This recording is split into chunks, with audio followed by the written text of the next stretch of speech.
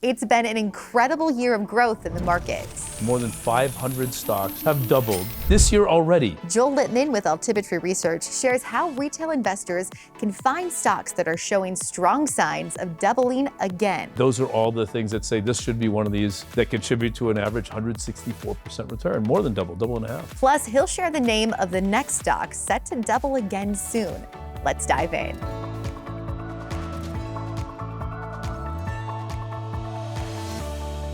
We're excited to continue our series from the Stansberry Alliance Conference in Vegas this week. Joining me today is Joel Litman with Altimetry. So excited about this topic today. You just gave a speech that was incredible, and it's all about growth in the market, but extreme growth, right? Yes. That's what everyone's looking for right now. Right. Yeah. So the question, I asked was, how many stocks do you think have doubled this year already? Because everyone's always talking about, oh, it's all the Mag 7, the Mag 7's everything. And I'm like, really? Is that true? 300 plus stocks doubled as of August. By September, it was closer to 400. And then last week, we updated more than 500 stocks, US stocks, have doubled this year already. Now, I'm not talking about who knows what's going to happen by the end of the year.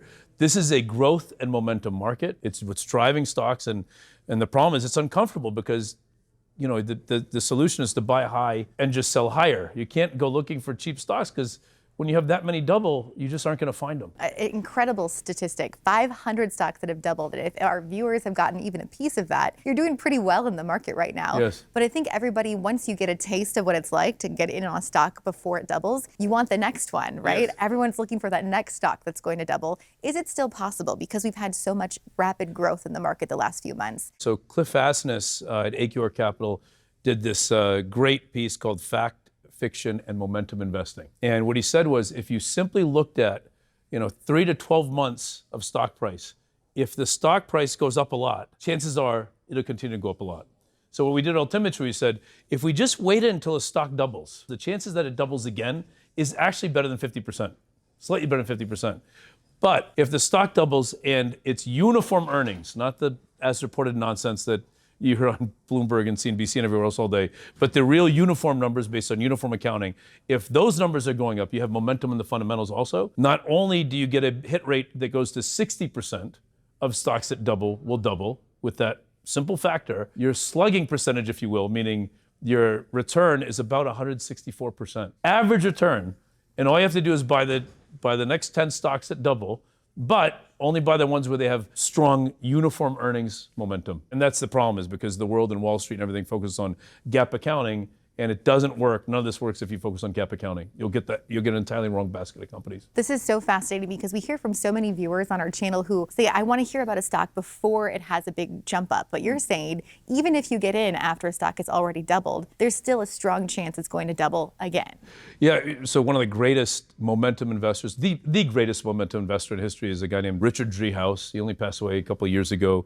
I got to work with him. He's a Chicago guy, and I went to school in Chicago and started our business in Chicago. He loves saying the phrase 10-bagger. I got another 10-bagger, and he'd name Intuitive Surgical was a 10-bagger, and he'd name MCI was a 10-bagger for him. He named all these companies. He got his 10-baggers back in the 80s and 90s and in the 2000s. What we noticed when we looked at it is a lot of these companies had already done 100% return. So it wasn't like he's finding something before no one knew about it or whatever else. He was like, oh, it's already got up 100%. Now he looks at the fundamentals, and if the fundamentals were crushing it and not the GAAP accounting based, but the, I'll say cleaned up numbers, that's where he found these 10-baggers. So no, you don't have to say, I'm gonna go and pick this hidden thing that no one's talked about. You actually start looking at the ones that have already doubled. And then you do that one bit of analysis that says, but are they truly generating fundamental momentum, not just price momentum? And that combination is a big win. That's what this breakout, we call it breakout profits, because they've already broken out. You're just saying it's going to continue. And the track record's fantastic. The research is solid on this. Yeah, this is such a great way to look at the market. Great advice for our viewers today. Thank you for this. I know you have a stock for us we're going to talk about in a little bit that could be the next one to double. But before we get to that, because it's already doubled. Because it's already doubled. Yes, we're looking at exactly this premise that you're talking about. But before we get to that, I do want to share, if you want to pull up the QR code or click the link in the description of this video, Joel and his team at Altimetry Research are giving away another free stock that's just like this, and it's in the energy field. So So you can click the link below, or again, scan that QR code and get, again, totally for free, a look at a stock that is one of these that could double again. This is in the energy field. But today, Joel, the stock you have for us is a little bit different. I'm excited about this one. Let's just talk about it. What is the stock ticker, and what is the stock that you're already seeing momentum but could see it double again in the future? That's it. So Primoris, Primoris, Primoris. And, we don't have to make a bet on NVIDIA. Like everyone's saying, what would you do with NVIDIA? I'm like, I don't know what I do with NVIDIA. Right? I mean, there's so many people looking at it. I'm not saying it's good or bad. I'm just saying, where do we have a better risk reward? We know where NVIDIA is spending. We know where all the hyperscalers are spending on AI. And the bottleneck for AI is not chips. It's not having enough chips. It's not having enough software engineers. I mean, yes, they're going to need to find them. But the real bottleneck is electricity. There is not enough electricity to power this. And you can't generate more electricity without construction. And so Primoris is a construction engineering company that focuses specifically on energy and utility companies, meaning on building out electricity generation. And right now, that is the big bottleneck. And so as long as companies need that more electricity, this company, which specializes in construction engineering, this is going to do very, very well. On top of that, yes, the stock has already doubled or more, right? And when we look at it, but also has uniform earnings numbers that are increasing and growing strong, and I would say accelerating. And those are all the things that say this should be one of these that contribute to an average 164% return, more than double and a half. Yeah, such an interesting company and a lot of potential to grow that 164% return that you're talking about. Yes. But let's talk about this sector a little bit more. So what about this construction energy sector? Is this the area to look for growth in AI that is maybe an area that more people aren't looking at right now? So to build out AI, you need a massive increase in the amount of electricity. Nuclear energy is going to take 5 to 10 years to get there for it to do it. It is a path. Solar can't do it because you need daylight and whatever. There just isn't enough. Windmills can't do it. They've already dammed up everything for hydroelectricity. So the one answer that the U.S. has virtually unlimited of, right, is natural gas. And so if you have natural gas powering gas turbines into electricity, right, you can get the kind of electricity you need over the next several years to power the giant AI needs. But here's the problem. What are the big bottlenecks? One is turbines. The amount of electricity turbines, gas-generated turbines that are backlogged in order for the next 5 years is double the total global capacity of producing turbines. Number two, there's a shortage in transformers. So once electricity is made, getting to electricity that you can actually use and power a data center or whatever else, there's a shortage in transformers. So when we start hunting in these areas, we are finding stocks that the market has already realized something is happening. So the stocks have doubled. We're not trying to find one that the market's not looking at. But the idea that they could double again, given the kind of demand and the needs they're going and the kind of investments, this is a wonderful place to be hunting for stocks. Still using this concept, though, of saying, as much as you like it, we still want to see it's already doubled. We still want to see fundamental uniform earnings momentum going into it. And if those things work, then that's how we end up with our best stock picks. Yeah, thank you for sharing this one. It's interesting. I want to give our viewers just some ways to look on their own. When you say looking at those fundamentals, what specifically are you looking at to say, okay, this is one that could double again? So the issue is with GAAP accounting and published financial statements. What the SEC requires is that companies do generally accepted accounting principles. The problem is over the last, I'll say, 20, 30, 40, 50 years, earnings has become a smaller and smaller portion of the actual cash generating ability of a company. So for instance, it used to be companies had stock options, but you didn't expense them. All right. Today, you have to expense stock options, and there's no cash impact of a company issuing stock options. It creates dilution. There's more shares outstanding. But right now, it still says earnings is lower because you gave out stock options. And if the stock does well, the earnings number gets even lower because the options get re-rated as more expensive, even though there was no difference. There's no change. I've seen it happen at companies where they were supposed to report earnings. Earnings got reported lower, the GAAP accounting earnings, not because the company had less revenue or less margins or whatever, but simply because of accounting treatment of stock options alone, let alone research and development, pension recognition, merger and acquisition accounting. All these things have changed from the 1980s to the 2000s to today, and systematically, it makes earnings look around 40+% lower than the exact same company if you put it under accounting of 40 years ago. So when people are looking at things like earnings and you're saying, I need to find a company where earnings are growing, and they're like, well, here's a company that's issuing stock options, they're investing in R&D, they might have some pensions or something like that. All these things make earnings look lower than they really are.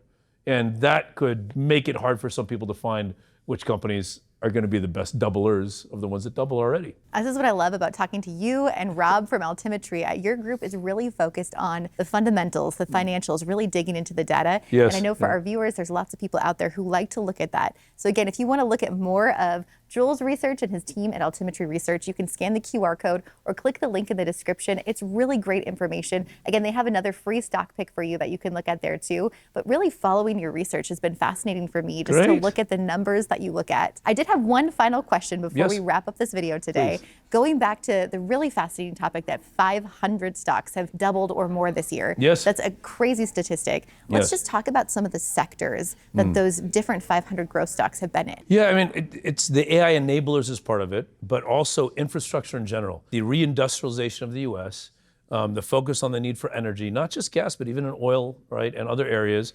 The U.S., is the #1 producer/exporter of oil in the world now, and so there's a lot more going on there. People want energy prices to stay low, so that means we're going to need more construction in energy-related businesses, right? And so a lot of U.S. infrastructure, I'll say AI, still tech, but it's not just, when I say AI, one of our best stocks, one of our favorite, which has been Build-A-Bear. And you'd say, well, Build-A-Bear, this is just a mall retailer. But the company has been leveraging AI throughout its entire system. It's using it in their CRM. It's using it in determining what kind of bears to make valuable. It's also built an online presence where you kind of do everything online, but you can choose to have it shipped to you, or you can get the experience of going to the mall. They're doing wonderful things of picking out who are the type of people that want that kind of experience and whatever. And their uniform earnings numbers are way, way, way up. And the stock is up, I don't know, 50, 60, 80%, something like that.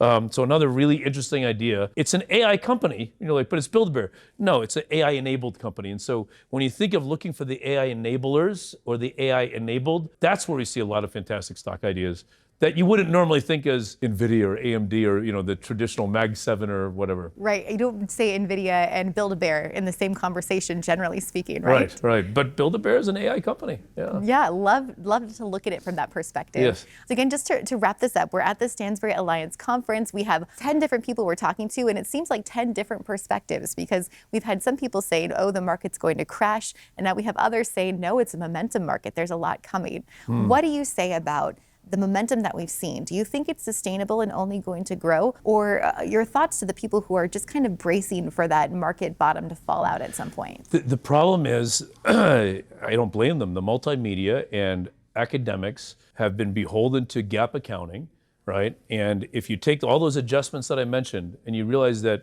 this is for all US, for 3,500 US companies, the earnings number that's being reported is 40% lower than actual reality.